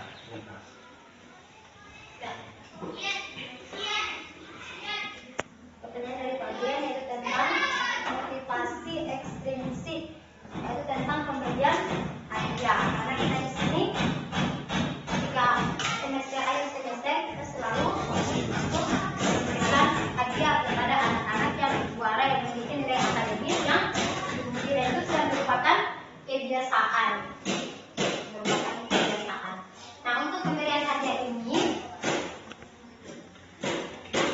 karena tadi kan saya berikan contohnya yaitu jangan sampai akan terjadi diri hati ya, sampai diri hati. Namun kecenderungan yang kita lihat dari anak-anak, apa mereka iri hati atau tidak kalau untuk yang di sini? Sebelum kita maksudnya merubahkan kebiasaan, yang masalahnya anak-anak jelas pasti mendapatkan hadiah. Mungkin kenaikan kelas ini saya dapat juara 1, saya dapat hadiah. Jadi saya jelas begitu. Tapi kalau yang memang tidak ada dari siswa pasti dapat hadiah dari mana? Itu dia dulu, kita lihat dulu apa kecenderungannya anak-anak didik kita, tapi akan jauh lebih bagus lagi. Hadiahnya ini sebenarnya jauh lebih bagus lagi. Kita cukup berikan mereka motivasi sebenarnya. Kita cukup berikan mereka motivasi dan penguatan. Agar nantinya sekalipun mereka tidak dapat hadiah, mereka tidak berkecil hati. Dan walaupun mereka dapat hadiah, ya kalau tidak dikasih sih, mereka tidak jadi sombong ya. Mereka tidak jadi sombong. Atau biasanya kayak begitu, mereka anak-anak biasanya kalau bicara gini, dapat hadiah karena saya pintar. Tadinya yang lain berhadiah. Nah, terutama jelasnya saya ini yang bagian terakhir ya Jima seperti itu ya. Nah, ketika dia sobat dia ya teman-temannya, begitu dia, sebegitu dia. Biasanya tinggal berhadiah. Gambar kenapa kamu? Bilang-bilang begini lagi. Dia malah sebentar dia tidak bertulis, sebentar dia tidak membaca. Saya memang dia seperti itu ya Jina. Memang kalau untuk akademis memang dia kurang. Ibu tahu memang dia kurang. Tetapi coba kalian lihat ketika dia ada di luar, ketika lalu itu ada kegiatan yang ada di mana? Waktu 17 Agustus ya. Nah, so dia yang paling banyak tangkap, tapi so dia mungkin dia juga yang paling banyak kasih banyak poin ya. Dia juga yang paling banyak ditangkap. Karena dia itu aktifnya itu secara motorik, aktifnya ya Pak Olahraga dia secara apa motorik ya, motorik psikisnya begitu. Tapi kalau otaknya ya kalau mau dipaksa sampai dimanapun mungkin kecuali Tuhan berkehendak. Karena memang saya juga asal duduk akan ditinggal buku bacaan yang saya bawa juga, duduk akan di sampingnya, suruh dia membaca sudah ibu guru sudah tahu. Besok ditanya, bila dia kata bila sudah terjadi. Kalau bilang Pak Ibu, dari ibu guru ini sesuatu. Hafal dulu ya ABC sampai sudah menghafal A sampai Z. Coba Anda lagi. Kan gimana sudah bisa. bilang apa dulu ya asal saya iya ibu guru. Dengan saya bentar ibu guru dia pulang setelah itu main nikah ya. Dia cuma bilang aja besok ditanya ada ibu guru kemarin satu Desember belajar. Sedangnya teman-teman yang lain dibantukan juga. Saya kan mau wasukan maksudnya untuk pengenalan grupnya saja dulu. Ya, tapi ya sudah itu karena anak ini sekalipun kita mau paksa bagaimana, tetapi yang ada di otaknya itu loh. Saya yakin ada di otaknya itu dia tidak tahu membaca. Kemungkinan besar seperti itu. Karena apa? Dia sering ditawakan temannya. Itu. Jadi dia kayak sudah terpaku di otaknya bahwa dia kesulitan membaca sehingga temannya itu suka ejek dia. Jadi kalau sudah sesuatu yang sudah jadi keyakinannya sendiri, jadi mereka tidak upayakan supaya saya membaca. Tapi ujung-ujungnya kayak macam balik lagi di titik awal tadi yang mau belajar membaca. Tadi setiap anak-anak saya berikan kesempatan. Saya mengatakan sekedar menambahkan menunjukkan atau berpuasa kita alami kalau saat saya dan saya sudah dengan ucapan barang bentuk hadiah atau sebelum hadiah. Karena kita kan berpikir juara ini bukan menjadi patokan karena kan biasa ada anak yang sebelumnya tidak prestasi. Karena kita akan memotivasi seperti itu. Sekarang misalnya sekarang belum dapat dua, tetapi kemudian ketika anda belajar lebih giat, anak yang mendapat di Bandung yang bisa memberi dengan hadiah dalam bentuk misalnya hadiah yang belum satu kasih hadiah dengan motivasi saja. Tapi kita kan berprinsip, memang bukan berprinsip tapi memang seperti itu. Juara satu bukan menjadi patokan bagi anak itu dan juara terus. Biasanya kan ada anak lupa dengan dia akan berprestasi. Mungkin Cino sekarang dia belum tahu. Itu kan motivasi dengan bahasa, dengan ucapan. Mungkin sekarang Cino belum bisa, tapi kalau Cino belajar terus, belajar pasti itu kan dia akan menjadi. Karena kan sekarang dia orang yang tidak tahu membaca, terutama jika dia tahu di masa depan kita tidak tahu. Dan seperti itu. Jadi jangan dalam bentuk pasti dalam bentuk benda atau bahasa. Itu dengan motivasi saja. Maksudnya yang tidak juara, kita sepakat artinya dalam sekolah ini ketika anak itu mendapat juara harus kasih hadiah dengan motivasi saya dengan cara maksud saya Bapak saja. Karena kita manusia memang tidak tahu maksud seseorang. Dia tidak tahu membaca tapi ke depan dia jadi manusia berguna di dalam negara satu negara. Barangkali itu saya masukkan bukan dalam bentuk kita semua perlu kita dalam memberi juara dan bisa dalam bentuk benda yang kita jadi menguatkan anak itu sendiri. Ya maksudnya guys itu dia jadi kita berikan motivasi berupa penyemangat kita. Ya menggunakan kalimat-kalimat yang menyemangati anak-anak ini yang sudah mendapatkan juara dan yang tidak mendapatkan juara agar nantinya dia masuk di motivasi internal ya agar nantinya anak didik itu dari dirinya itu muncul semangat untuk sekolah. Kalau dari saya sih kalau daripada berikan 1, 2, 3, 4 orang hadiah, bagus berikan semua hadiah. Dijajal kan? Kalau juara 1 3 buku, kalau yang tidak dapat juara dapat 1. Tapi itu sebentar di PJLN. Ya, dia berlanjut tiap hari kenaikan kelas anak-anak dia akan tuntut karena apa? Terus sekolah di sini orang akan dapat hadiah tapi itu dia penyemangat juga orang bisa di sekolah dibandingkan sekolah lain. Orang bisa di sekolah itu tidak dapat juara tapi orang dikasih hadiah. Jadi itu jadi penyemangat juga untuk kita di sini karena sekolah lain juga sama kan yang juara yang dapat hadiah. Karena yang juara itu tidak dapat hadiah. Maka itu kita buat kesepakatan dari dulu. Ya. Terima kasih kesempatan yang kita memang hal yang luar biasa kita. Artinya saya ini pengalaman bagi saya bukan juga memberikan satu ruang diskusi bagi kita. Sesungguhnya persoalan ini sebetulnya tanpa ada guru penggerak semestinya ini sudah berlangsung. Cuma kadang-kadang kita tidak diingatkan kita lupa. Menarik tadi itu persoalan pemberian hadiah. Memang kalau kita di desa-desa jangan terjadi. Dan kalau di kota-kota malah sesuai yang saya sama guru. Karena mungkin gurunya malu, saya menarik. Jadi saya bilang kemarin saya pengalaman di desa-desa. Kaget. kok siswanya yang juara tapi yang tidak orang tuanya kesadaran dirinya. Jadi saya berpikir apa yang tahu memang ini caranya mendidik diri atau bagaimana? Apa memang dia penyakit yang buruk? Sama sekali. Namun teori kita bagus, tapi di praktiknya tidak bagus karena anak-anak tidak terlalu setuju. Jadi sehingga teori ini yang saya lihat ini bagaimana dia harus membawa teori yang praktik. Nah, saya di guru PJ, kadang-kadang bukan hanya di teorinya tapi di praktiknya pun teorinya. Lalu mengapa terjadi? Ini yang kadang-kadang terjadi itu. Oleh karena itu, kalau menurut saya, karena ini semua kenalan ketika anak itu diberikan penghargaan, dia merasa pada itu penghargaan. Ketika dia diberikan sebuah penghargaan, dia rasa macam saya sudah juara. Artinya hanya satu misalnya, kita sepakatnya untuk diberikan satu penghargaan misalnya piagam. Bahwa si anak itu dia pernah mendapat juara misalnya di SD sampai misalnya lulus. Dia punya kesalahan, dia bawa-bawa, ketika dia sudah berhasil ke depan, dia masih di SD saya pernah dapat juara dan berikan hadiah ini. Jadi, saya maksud itu kita hargai, hanya sebatas motivasi. Kadang-kadang itu bosan.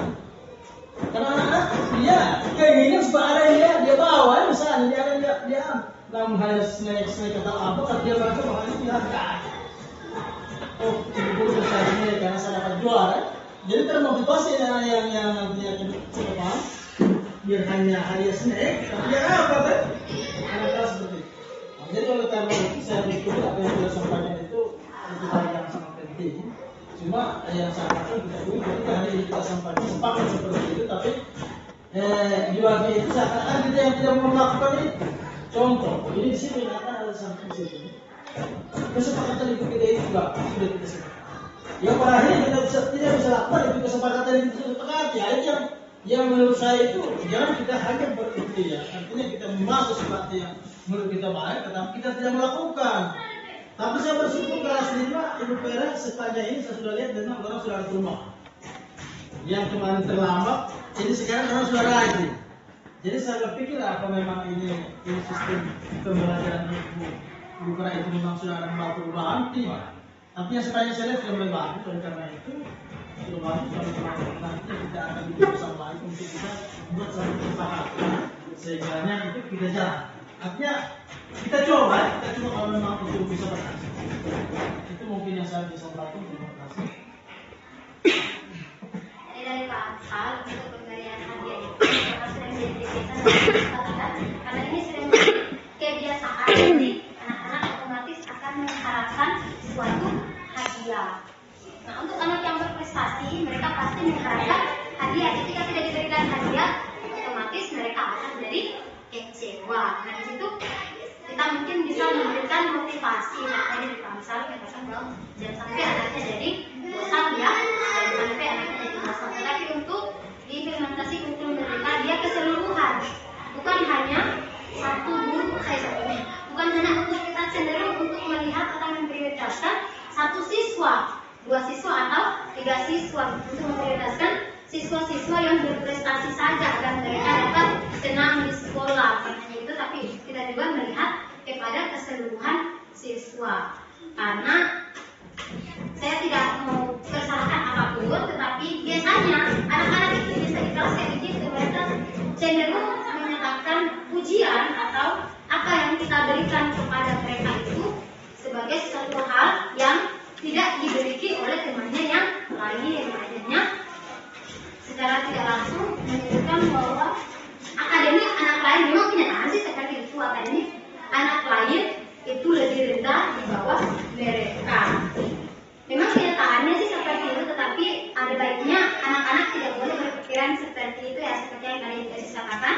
Bisa jadi apa yang tidak kita harapkan, kita tidak harapkan secara intelektual tidak diharapkan besok-besok ini jadi bupati, besok-besok mungkin jadi tentara atau polisi, bisa jadi seperti itu karena dari tangan yang sudah ditentukan Tuhan atau anugerah yang Tuhan sudah disediakan kepada anak-anak kan berbeda-beda. Jadi biasanya saya di kelas cuma memberikan nasihat seperti itu kepada anak-anak, jangan cuma suka cenderung lebih suka menjatuhkan atau menghina atau suka membuli atau menggibahi atau memfitnah kalau kalian cukup dengar, oh ada perkataan yang menjatuhkan temanmu begini, atau perkataan yang menjatuhkan orang lain seperti itu, cukup sampai di kamunya saja, jangan diteruskan pada orang lain.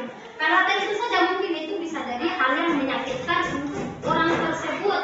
Bisa jadi itu bukan merupakan kebenaran, bisa jadi merupakan kebenaran. Tapi keduanya itu jelas menentukan bagi orang yang dibicarakan. Jadi, dan juga tentunya besok-besok kalian yang mendapatkan perlakuan yang baik, mendapatkan keadaan yang baik, besok-besok temannya kalian yang susah akan terus menerus seperti itu, bisa jadi berubah, jadi berbaru. Jadi di situ kita harus lebih saling menghargai. Gitu. Tapi untuk kalau hadiahnya itu, kalau ini kan cuma memberikan masukan saja ya, dari Ibu Esi seperti ini, kalau dari Amsal seperti ini. Kalau dari saya sih kecenderungannya saya lebih ke Ibu Esi saja, lebih ke Ibu Esi. Maksudnya kita bukan kayak bikin ini ada orang yang lagi gelas yang bilang tidak ada orang. Karena bukan karena kita mau ubah kebiasaan ya, tapi ketika kita melihat perubahan itu penting untuk dilakukan untuk kebaikan di sekolah, kenapa tidak ya?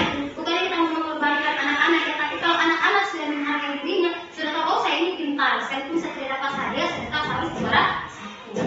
Pasti dari motivasinya dia ya. Dan dua, itu tidak akan mengecilkan bagi anak-anak lain yang tidak dapat hadiah. Jelasnya kalau anak orang yang di rumah ini, mama saya dapat hadiah karena saya pintar, habis itu mau kasih jadi. Kalau saya anak pintar tidak dapat hadiah, habis itu ini karena tidak dapat hadiah. Pulang sampai di rumah, gara-gara mana tidak pintar, jadi kan tidak dapat hadiah. Dan anak lain, memang saya sebegini, baru bagaimana mama? Itu pasti karena mama ada yang tidak pintar, sudah bagaimana kurang. Jadi mungkin kalau macam kita mau buat kesepakatannya, mungkin nantilah kita pas kenaikan kelas itu kalau kita putuskan atas nama mau ambil atau tidak, karena berdua suara yang berbuka. Kalau saya memang agak cenderung egois karena dari kebiasaan yang kita memberikan hadiah ini akan menjadi pengharapan atau kebiasaan terus dari anak-anak. Kayak saya biasa kan, kalau macam anak-anak biasa ibu guru minta ini, minta belakan saya ini, kalau kan biasa saya kasih kan, tapi ini sudah kayak stop akan, karena bisa jadi itu dari ketergantungan. Tapi untuk ketika mereka ulang tahun, biasanya saya berikan mereka untuk beli apa, beli gelas atau apa, tapi untuk khusus untuk yang ulang tahun. Tapi baiknya juga ketika mereka punya kue atau mereka punya sesuatu yang lebih, mereka langsung tawarkan saya, ibu ini saya ada banyak sama ibu, mereka langsung tawarkan kepada saya, karena saya biasanya suka memberi kepada mereka. Itu kebaikannya sih kalau kita berikan sesuatu kepada anak-anak. Tapi kalau untuk secara luar, secara akademis sebentar, tapi ya kalau macam mungkin anak-anak di sini misalnya mental badan tidak terlalu terpengaruh, tidak apa-apa sih. Karena biasanya saya perhatikan anak-anak yang tidak terlalu gimana ya secara akademis, sudah kalau sudah disoroti, kalau dia biasa dia kadang juga dia marah. Biasa karena sering dibilang, akhirnya sampai kayak emosi juga dia.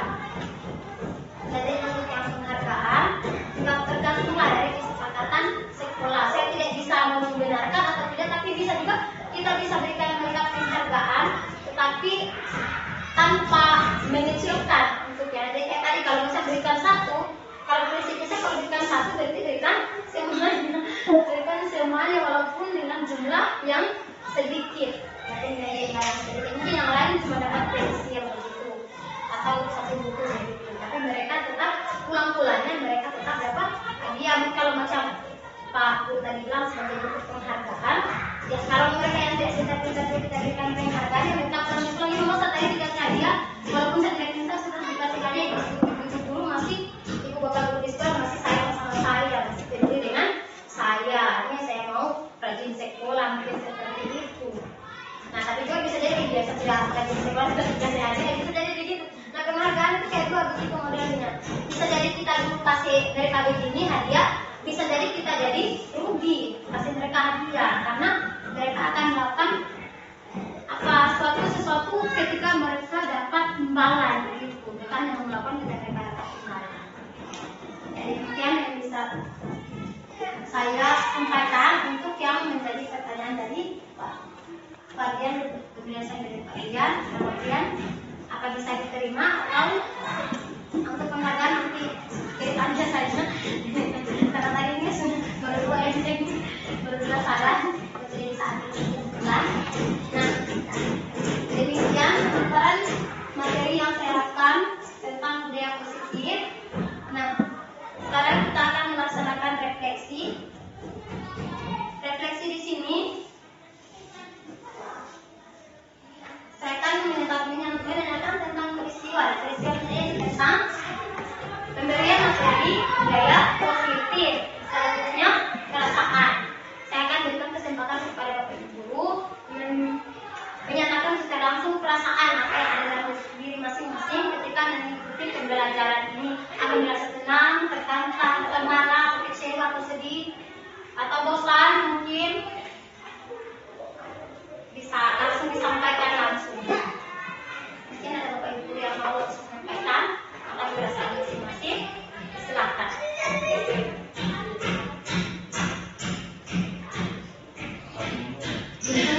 Ya betul.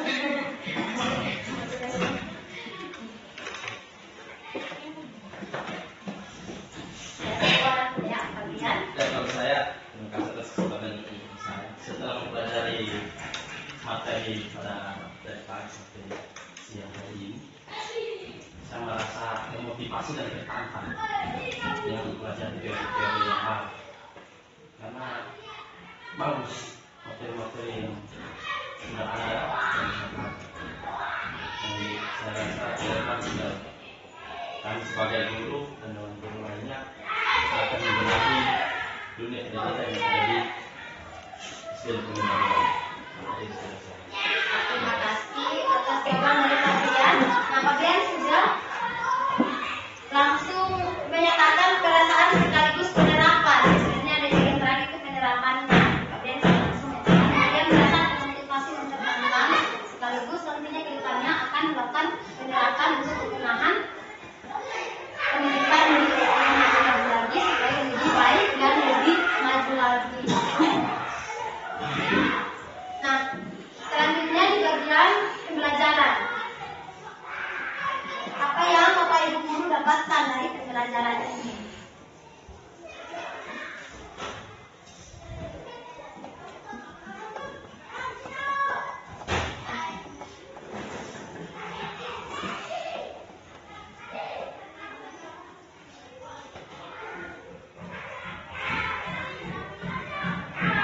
Bisa sebutkan? Jadi saya seperti tadi yang dalam tampil yang anak. Dan pembelajaran apa yang didapat?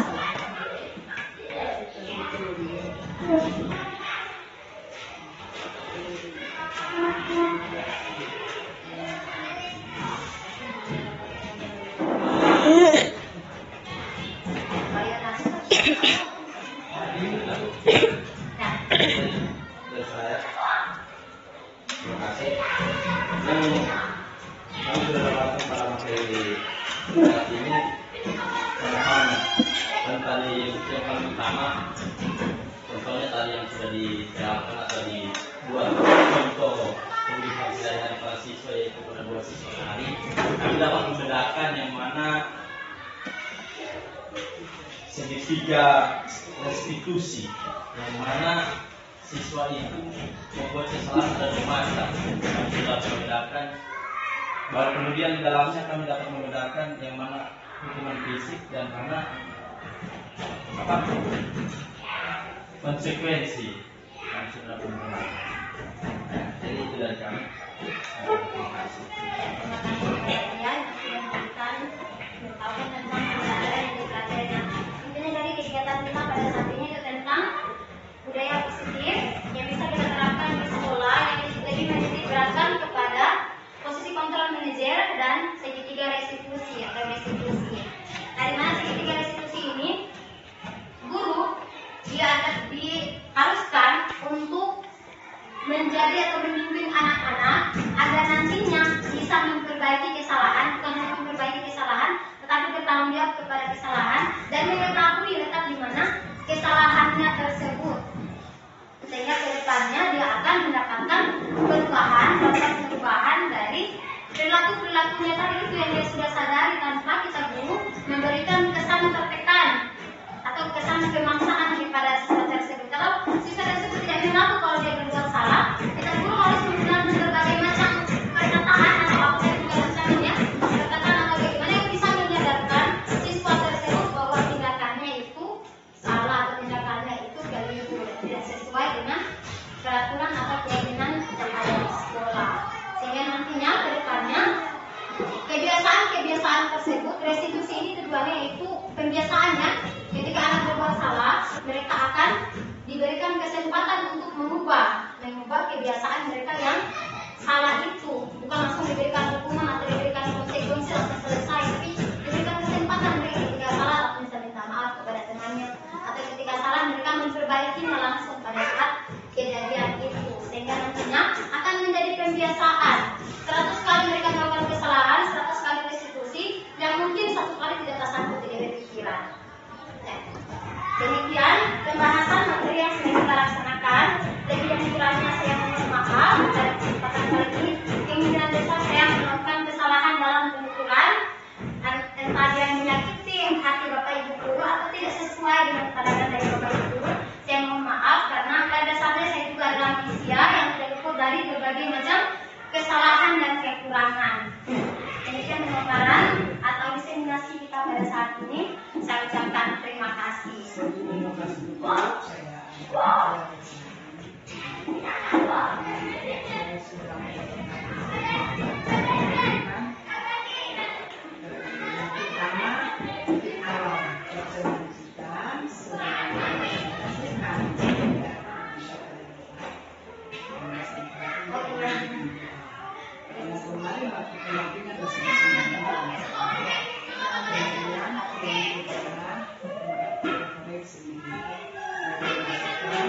Bila ada materi yang hubungan dengan siswa, mungkin disampaikan kepada kami seperti itu. Itu adalah contoh. Ada perbedaan antara materi khusus ini dan khusus untuk siswa yang akan disampaikan kepada kami sebagai guru. Yang tentunya seperti tadi akan ditunggu pada suatu ilustrasi akan disebut yang disampaikan dibuat tadi oleh siswa yang sudah siapkan itu ada bahasa apa sehingga tidak terputus dan itu tidak akan keluar ke sana dan itu sudah dipersiapkan. Kemudian tinggal bahasa umum yang untuk memanggil kepada anak tersebut untuk melakukan satu kegiatan juga akan sedikit institusi yang sampai pada kegiatan sama seperti itu. Terima kasih. Mudah-mudahan apa yang bisa disampaikan oleh guru penjelaskan itu benar. Ada kelebihannya itu kita bisa ambil menjadi panduan kita untuk kita laksanakan di sekolah kita ini, karena saya sampaikan bahwa satu-satunya di kecamatan lagi yang pertama di penggerak adalah yang ada di sini. Jadi saya minta supaya apa materi yang selain itu akan bisa dipadamkan, bisa diberikan sebagai data bisa diberikan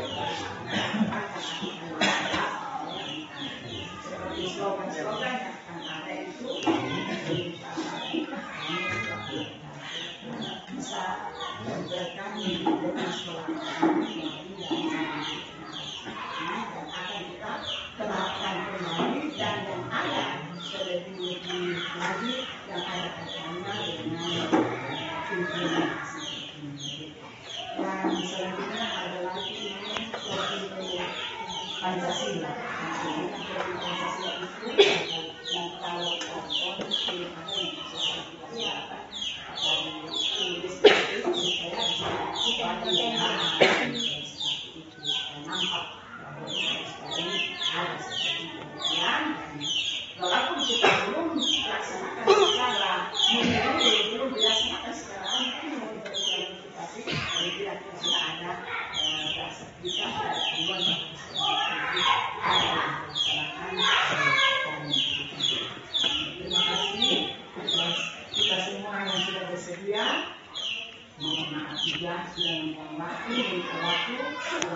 jam kita ada di sana memang saat itu dilakukan dengan baik dan harus kita ikuti bersama. Mudah-mudahan ke depannya kita bisa tetap sehat dan kita lakukan untuk perkembangan hidup kita. Terima kasih yang sangat berkati. Ya karena kita ini bisa ikut kelas dan ini juga minta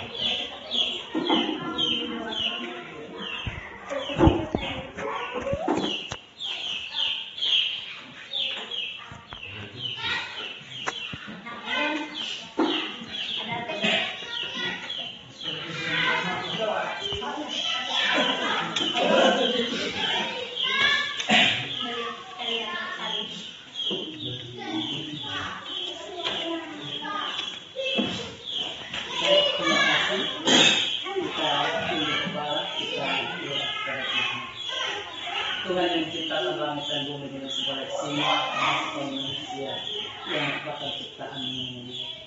Siang hari ini kami berada di tempat ini dan mengenai tugasan tanggung jawab yang dipercayakan Tuhan doa pribadi dari khusus untuk firman yang melaksanakan tugas menjadi sebagai calon dan materi yang sudah dia dapatkan untuk kami sekalian menjadi modal bagi kami dalam melaksanakan tugas yang jauh kami menjadi mengajar sampai.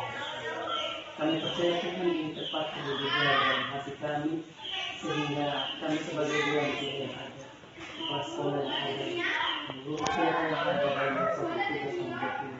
Kami mampu memanfaatkan itu dan praktekannya itu dalam kehidupan kami sebagai guru yang ada untuk anak-anak didik yang ada di sini pendidikan. Dan kami percaya apa yang kami sudah dapat ini akan menjadi berkat bagi kami sebagai doa yang ada, menjadi berkat juga anak-anak didikan kami, menjadi berkat bagi kita yang sedang mengemban tugas tanggung jawab mengikuti calon itu.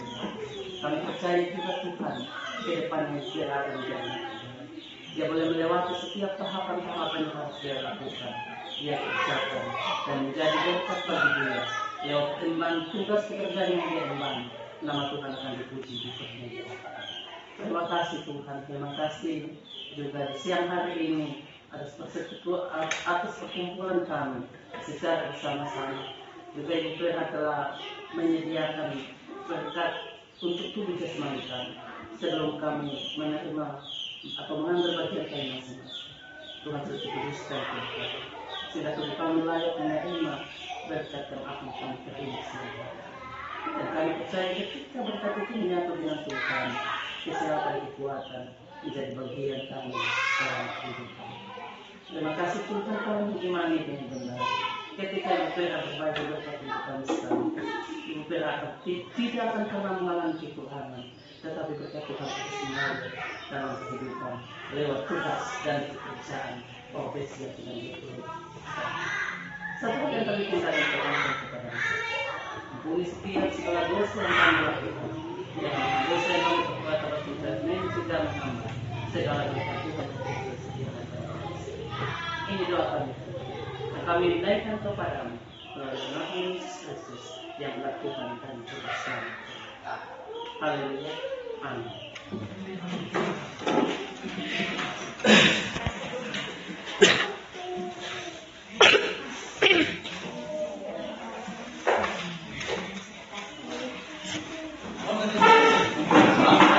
Tetap berbekas.